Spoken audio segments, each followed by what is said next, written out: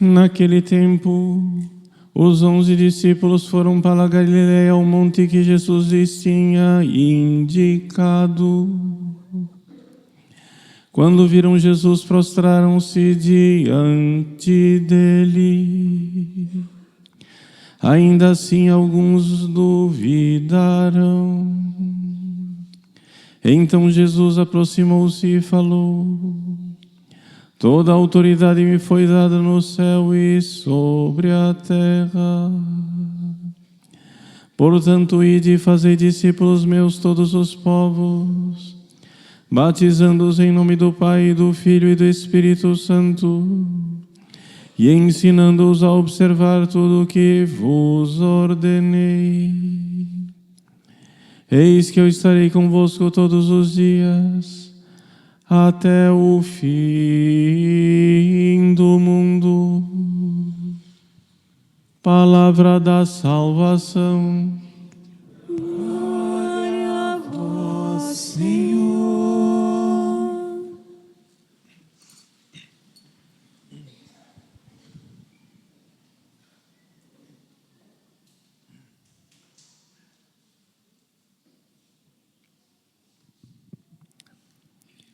Meus queridos irmãos e irmãs, com grande alegria, celebramos a solenidade da Santíssima Trindade.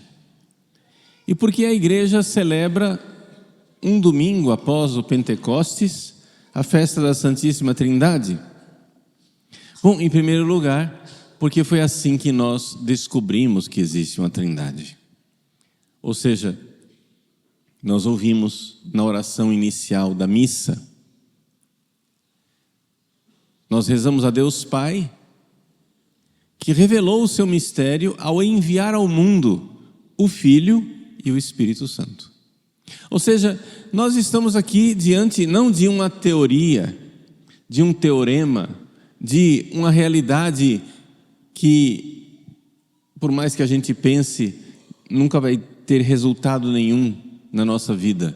Ah, Deus é um só Deus, três pessoas, um só Deus, uma matemática impossível.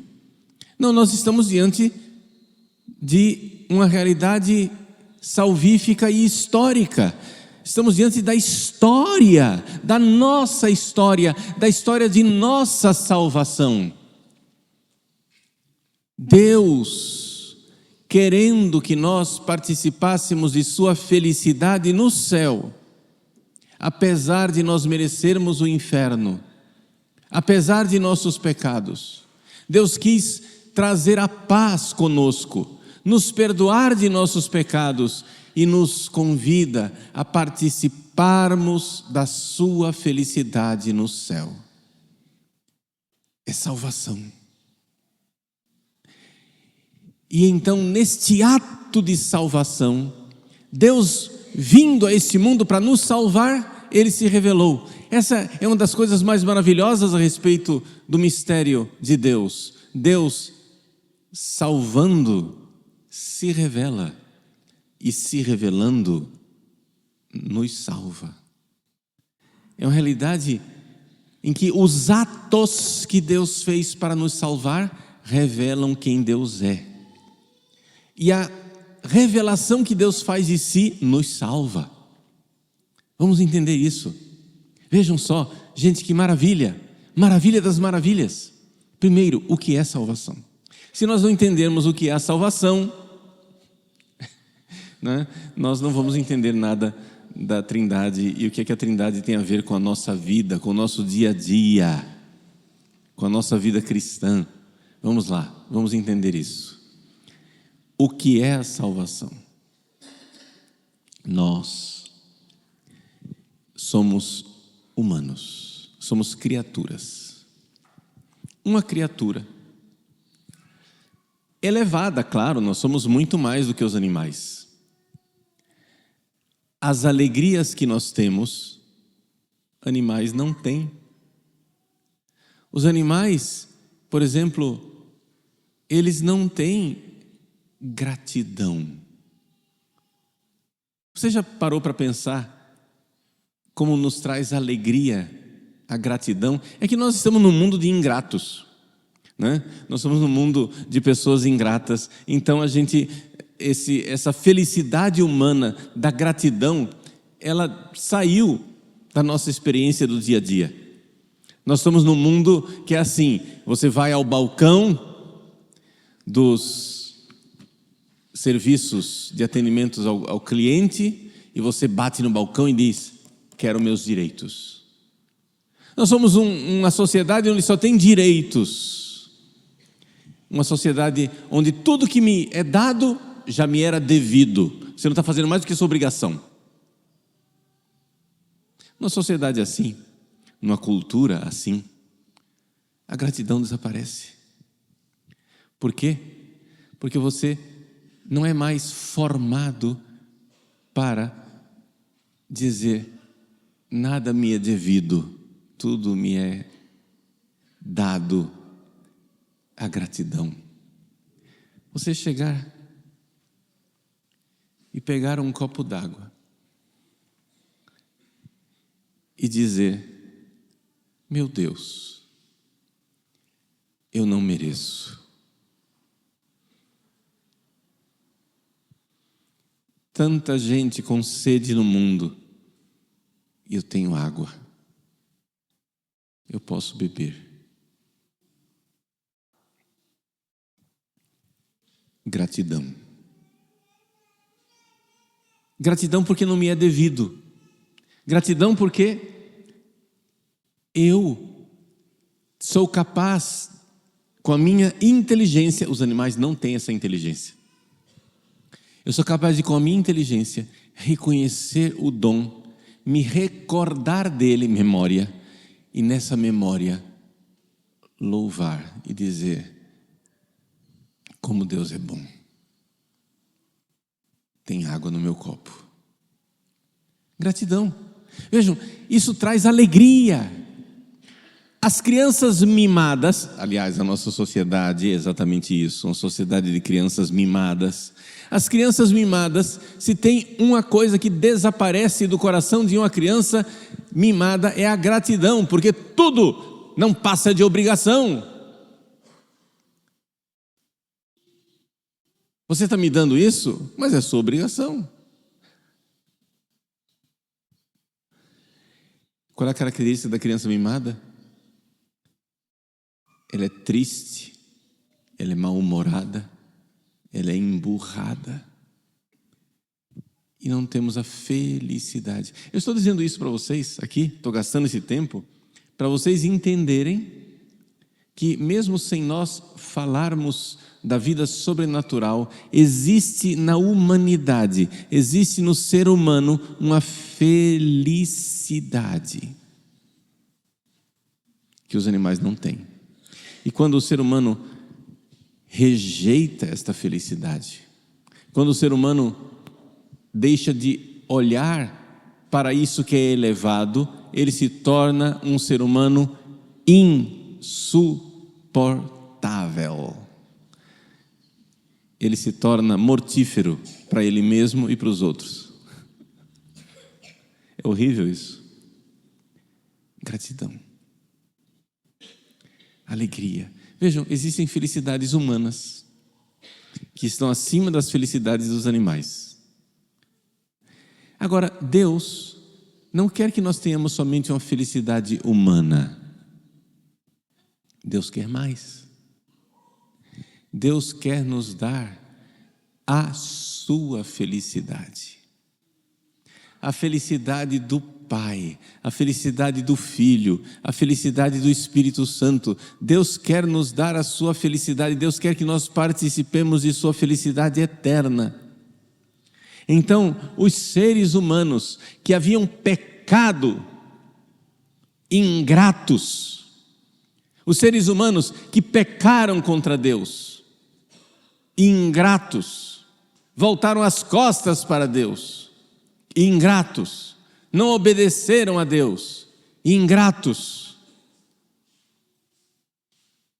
Ao invés de servir a Deus com gratidão e com alegria, os seres humanos voltaram as costas para Deus e o ofenderam. Não somente o ofenderam, o mataram na cruz. Deus mesmo assim, Deus queria que nós participássemos de sua felicidade. Ele veio Deus veio, meus queridos. Deus, para que nós não ficássemos sozinhos, Ele criou para a segunda pessoa da Santíssima Trindade, o Filho. Deus criou no ventre de Maria, Deus criou uma humanidade, uma natureza humana, um homem, corpo e alma. Este homem, corpo e alma, é Deus que se fez homem. Deus. E então, a partir de Jesus, nós temos um homem que conhece Deus como Deus se conhece e que ama Deus como Deus se ama. Jesus é uma novidade magnífica. Só de Jesus existir, nós já deveríamos rodopiar de alegria. Existe um homem que ama Deus como Deus merece ser amado,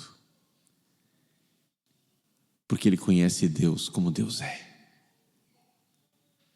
Existe um homem, uma alma humana. Nós iremos celebrar isso, não nessa sexta-feira, na próxima, na Sagrado Coração de Jesus.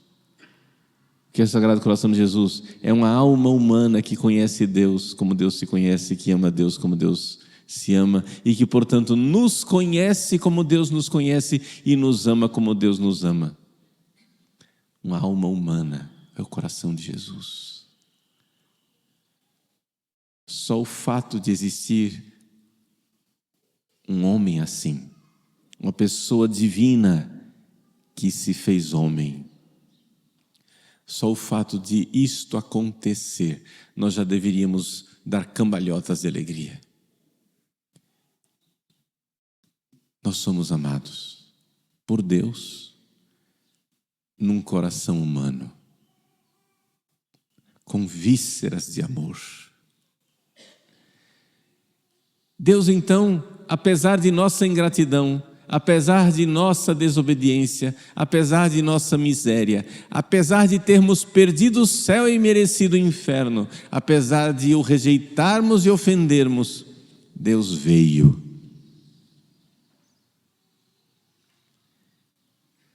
Se fez homem e naquele homem Jesus, nós temos a revelação da primeira parte do mistério. O homem Jesus não é homem, é o Filho eterno de Deus. Mas que novidade extraordinária! Deus tem um Filho eterno e nós não sabíamos disso. Que Deus fosse eterno, sabíamos, mas que Deus tivesse um Filho eterno como Ele. E que esse Filho veio e se fez homem. Que mistério, que grandeza! E por que Ele veio? Veio para que um homem amasse Deus como Deus merece ser amado. Veio fazer justiça. É justo que a humanidade ame Deus como Deus merece ser amado. Finalmente foi feita a justiça naquele homem que passou aqui nesta terra fazendo o bem e que foi trucidado, dilacerado, devorado por cães raivosos que somos nós. Este homem amou Deus como Deus merece ser amado. Profunda e mais perfeita justiça. Mas não somente. Ele nos amou como nós não merecíamos ser amados. Profunda e infinita misericórdia. Meus queridos, em Jesus a perfeita justiça e a perfeita misericórdia. Deus é amado como Ele merece. Nós somos amados como não merecemos. Nós mereceríamos os castigos eternos do fogo que não se apaga. Nós mereceríamos ser escravizados por Satanás e pelos seus anjos por toda a eternidade. E, no entanto, nós que merecíamos ser escravos de Satanás, fomos servidos pelo Senhor dos Senhores. Ele veio lavar os nossos pés. O lava-pés de Cristo na última ceia é um símbolo, um sinal, um ato simbólico do que Ele fez na cruz. Com o seu sangue, Ele se rebaixou e lavou nossas sujeiras.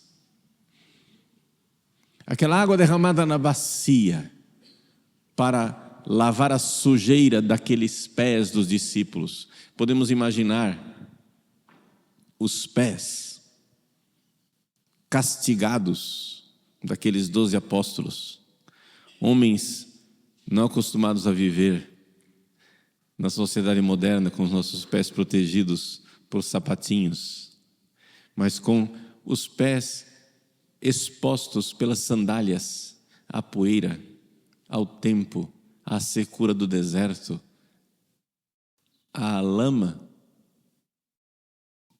e a todo tipo de injúria, pés feridos, pés calejados, pés sujos, pés mal cheirosos. Imaginemos aqueles pés sujos, de feridas e, deixa eu dizer, de doenças. Pés doentes. Sabe Deus que tipo de doenças tinham aqueles pés? O Deus eterno se rebaixa e se ajoelha diante destes pés e lava.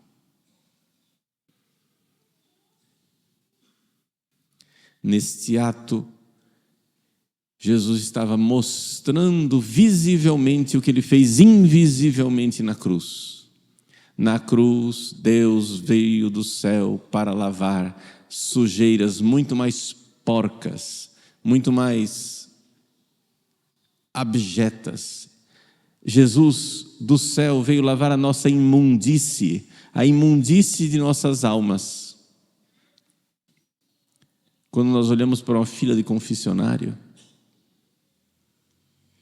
nós não vemos o invisível, mas o invisível é que pessoas sujas em suas almas. Santa Teresa dizia assim, que uma alma em pecado mortal, Deus deu a alguns santos essa graça, não sei se é graça ou se é desgraça, mas em todos os casos, Deus deu a alguns santos essa graça de ver o que é uma alma em pecado mortal, e ela diz, é pior do que um cadáver, é uma sujeira, é um mau cheiro, é uma podridão, é uma coisa tão nojenta e asquerosa que é pior do que o pior cadáver em decomposição, uma alma em pecado mortal. Pois bem, o que nós não vemos na fila de um confessionário é ver estas almas entrarem neste estado abjeto e saírem de lá refeitas e ressuscitadas, com o odor de Cristo, com a fragrância de quem foi recriado, refeito. Ele veio do alto dos céus para lavar nossas misérias. Eis aí revelada uma parte da Trindade. O Filho, não sabíamos que Deus tinha um Filho eterno, o Filho veio e se fez homem para amar Deus como Deus merece, justiça perfeita, e para amar o homem como ele não merece, misericórdia infinita.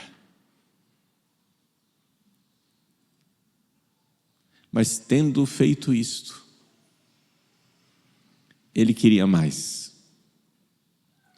Jesus então ressuscita e sobe aos céus, e de lá dos céus, Deus envia, maravilha das maravilhas, novidade das novidades, mistério dos mistérios, revelação infinita de amor. Deus envia do céu o Espírito Santo sobre os nossos corações. Deus é Trindade. O Pai envia o Filho, o Pai e o Filho enviam o Espírito Santo. Novidade de amor. Ficamos sabendo que existe o Espírito Santo. E como nós ficamos sabendo disso? Assim como nós ficamos sabendo que existe o Filho por aquilo que Ele fez, ao nos redimir, ao amar Deus como Deus merece ser amado, e nos amar como nós não merecemos ser amados, nós sabemos que existe o Espírito Santo por aquilo que Ele faz. Ele nos une à alma de Cristo. O Espírito Santo, o Espírito da unção, ungido, Christos. A unção é o Cristo, o Espírito de unção, aquele amor infinito de Deus que estava no coração, na alma de Cristo, se derrama, transborda em nossos corações, para que nós possamos também amar Deus como Ele quer ser amado, conhecê-lo como Ele quer ser conhecido e amá-lo como Ele quer ser amado. É isso que o Espírito Santo faz conosco. Ele nos faz participar do conhecimento de Cristo e do amor de Cristo. Deus se fez homem para que um homem pudesse conhecer e amar a Deus. E agora o Espírito Santo vem para nos grudar com a alma de Cristo, para que nós conheçamos Deus como Cristo conhece e amemos Deus como Cristo ama. O Espírito Santo que nos une a Jesus, São Paulo tenta explicar isso com a analogia de um corpo. Assim como a alma une todas as partes do corpo, você tem corpo e alma. Se você tirar a sua alma, o que acontece com o seu corpo? Ele se esfarela. O seu corpo se desfaz. Quando você está doente, quando você é ferido, quando você sofre um acidente, quem refez o seu corpo dessa doença? Foi a sua alma. Porque se ela tivesse saído, o seu corpo cairia em decomposição. O Espírito Santo faz isso. Ele regenera. Ele regenera os membros do corpo de Cristo, dilacerados pelo pecado, dilacerados por Satanás. O Espírito Santo refaz, recria. Veni Creator Spiritus. Ele vem recriar, refazer os membros do corpo de Cristo. Assim como o meu dedo, meu braço, minhas pernas, está tudo juntinho aqui, porque a minha alma une tudo, também todos nós estamos unidos num só corpo, junto com Cristo, porque eu tenho o Espírito Santo que nos une a Ele. Nós temos que entender isso, gente. O que é que o Espírito Santo faz? Né? O Espírito Santo gruda as nossas almas com a alma de Cristo, para que nós tenhamos, como diz São Paulo no segundo capítulo de Filipenses, tende em vós os mesmos sentimentos de Cristo Jesus. Ou seja, que nós tenhamos um transplante de coração e que tenhamos em nós o coração de Cristo. Anima Christi, sanctifica-me. Alma de Cristo, santificai-me. Quer dizer que o Espírito Santo nos une à alma de Cristo, para termos os mesmos movimentos da alma de Cristo. Vejam, meus queridos, o mistério da Santíssima Trindade, que parecia uma equação insolúvel, um jogo de palavras imprescrutável, um mistério inextricável. Quando nós vemos a Trindade operar, Quando nós vemos a Trindade fazer, nós começamos a entender que Deus Pai enviou o Filho para que nós, por ação do Espírito Santo, fôssemos gerados filhos como o Filho Jesus, para a glória de Deus Pai. O Espírito Santo transforma nossas almas para gerar em nós o Cristo Jesus. Como um dia o Espírito Santo gerou no ventre de Maria o Cristo Deus, que se fez homem, também o Espírito Santo, analogamente, quer gerar em nós o Cristo Jesus. E nós vamos vivendo nesta vida as dores do parto desta gestação. Mas para isso, você tem que fazer alguma coisa, meu filho. Até aqui, eu fiz a explicação do mistério muito bonita, mas agora vamos para a aplicação, para a vida. Como a gente diz, né, no nosso dia a dia, quero ver na vida. Eu quero ver na vida. Quero ver na vida quer dizer o quê? Eu tenho que ter a docilidade de deixar Deus pegar o vaso de argila mal feito, deformado. Eu tenho que deixar Deus pegar esse vaso e jogar no chão e quebrar para refazê-lo.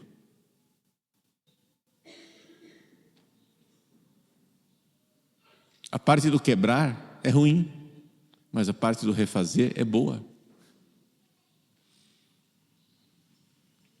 Meus queridos, vamos deixar de ser cristãos Gabriela. Eu nasci assim, eu cresci assim, eu fui sempre assim, Gabriela. Ah, é assim que eu sou. Não, não é assim que você é. É assim que você era. Você tem que parar com esse orgulho e se alegrar das pessoas dizerem como você mudou. Como você mudou. Se alegre que as pessoas que conheceram, sei lá, você 30, 20 anos atrás, 10 anos atrás, digam, Padre Paulo mudou. Padre Paulo não é o mesmo. Hoje é a solenidade da Santíssima Trindade, é a solenidade na qual eu fui ordenado sacerdote há 32 anos atrás.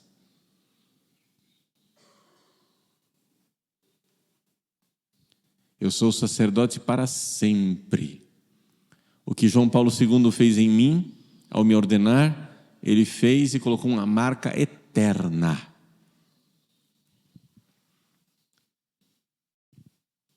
Alguma coisa permanece. Mas eu não gostaria de ser aquele menino de 32 anos atrás. Me desculpem, tem gente que diz, ai, queria ser jovem de novo. Eu não queria ser jovem de novo. Ser aquele menino estúpido, arrogante e bobo que eu era no dia da minha ordenação, eu não quero ser aquilo. Deus me livre de voltar a ser aquilo. Ainda não sou o que eu quero ser, mas é para frente que eu quero ser, não é para trás não. Ainda não sou o santo que eu deveria ser, mas aquele moleque estúpido, inexperiente, metido a besta, vaidoso, arrogante, que eu era quando eu fui ordenado, isso eu não quero voltar a ser. Deus, graças a Deus, em 32 anos de padre, Deus me passou na máquina de moer cana várias vezes. Ele passa uma vez, aí quando você acha que acabou, ele volta, dobra a cana outra vez e passa. Aí quando você acha que acabou, ele vai, pega uma terceira vez, torce e passa uma terceira vez.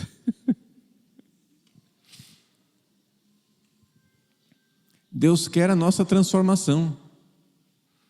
O mistério da Santíssima Trindade em nossas vidas é um mistério de transformação, meus queridos. Nós precisamos nascer de novo, nascer do alto. Nós precisamos nascer do alto. Esse é o mistério de nossa filiação. Jesus, ao revelar a Santíssima Trindade, diz: ide por todo o mundo, diz o Evangelho de hoje. Fazei discípulos, quer dizer o seguinte: você é burro, trate de aprender. Saia da ignorância. Você é discípulo.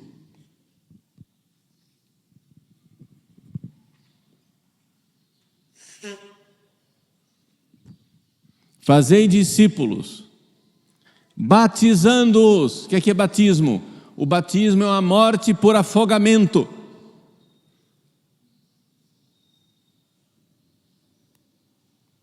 Batizar, baptizo, quer dizer imersão. Morre o homem velho, nasce o homem novo. No batismo, nós morremos e ressuscitamos. Ou seja, ide por todo mundo matando os homens velhos e fazendo nascer os homens novos, em nome do Pai e do Filho e do Espírito Santo. Por ação da Santíssima Trindade, morte e ressurreição, mistério pascal. Nós precisamos morrer. É isso que Jesus quis ensinar aos apóstolos quando disse: farei de vós pescadores de homens. O que é que o pescador faz? Ele mata o peixe. Qual é a finalidade de um padre, sucessor dos apóstolos? De um bispo, sucessor dos apóstolos? É matar vocês, uai. Matar o homem velho, fazer nascer o homem novo. Esse é o mistério da Trindade em nós. Ensinando-os a observar tudo o que vos ordenei. Observar os mandamentos. Mas como que eu vou conseguir isso, Jesus? Eu não tenho força, eu não consigo observar os mandamentos. Eis que estarei convosco todos os dias. Ou seja, o Cristo glorioso que está no céu está conosco, não somente aqui no sacrário, mas está conosco no dia a dia. Quando nós somos provados, o Espírito Santo nos une à alma de Cristo. Mas para de espernear e deixa Deus matar esse egoísta safado que está dentro de você.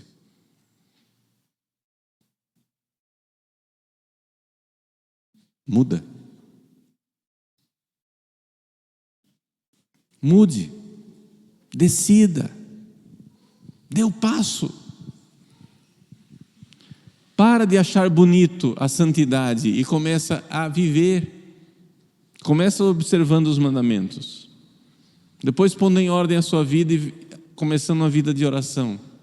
Para receber os sacramentos, a confissão, o estado de graça, comunhão, crescer no amor. Deus é misericórdia exatamente porque quer que nós saiamos do egoísmo e amemos. Tem gente que tem uma visão louca de misericórdia. Ah, Deus é misericórdia, então Ele deixa a gente no egoísmo, na safadeza, no pecado e na desgraça, porque Ele é misericórdia. Então Ele deixa a gente na lama e na desgraça e diz: eu te amo, meu benzinho. Não, isso não é misericórdia. A misericórdia de Deus nos vê na lama, na desgraça, no egoísmo, na safadeza e no pecado e diz: muda. Vamos, eu estou contigo. Ensinando-os a observar, eu estarei convosco todos os dias. Essa é a graça de Deus para nós. Então, meus queridos, renovemos nossa fé na Santíssima Trindade. No nome da bendita, santíssima e salvífica Trindade, na qual nós somos batizados. Batismo, o início de nossa morte e de nossa vida. Morte para o pecado e vida para Deus. Para que um dia nós possamos contemplar no céu esse mistério que hoje para nós é tão difícil, Mas peçamos a Deus a graça. Um dia veremos face a face a geração do Filho e a inspiração do Espírito Santo. Nós veremos a Trindade. Nós veremos. E nós iremos participar desta alegria, desta felicidade eterna, a felicidade do Pai, a felicidade do Filho, a felicidade do Espírito Santo. Na glória da Virgem Maria e de todos os santos e os anjos, a glória da qual participam as criaturas, a glória da Trindade.